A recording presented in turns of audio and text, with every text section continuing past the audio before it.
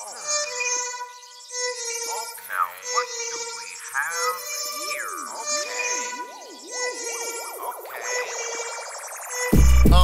X-Trans bots of Polyon. Is this the next figure you should spend $1 on? Go and get your third party on and fill your fix for a masterpiece Megatron.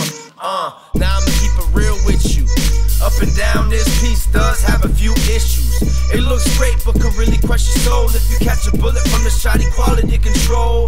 If it does, contact the retailer. They'll be sure to hook you up if you politely email them. The leg joints are nice, but the kibble ain't hit. New shoulder tighter than a pickle jar lid. Besides that, it's highly articulated with so many positives, it's hard for me to hate it. Even though I've heard some real horror stories, this guy does it for me. Bask in the glory. All these accessories that I'll never use. Orange cap removed with the use of simple tools. Superposable with metal parts. Metal heart forged with the devil's spark. I'm all thumbs, so I'll never transform it. I'll never use assault mode, it's not that important. I got mine from the big bad toy store. Check them out for a good price to get yours for.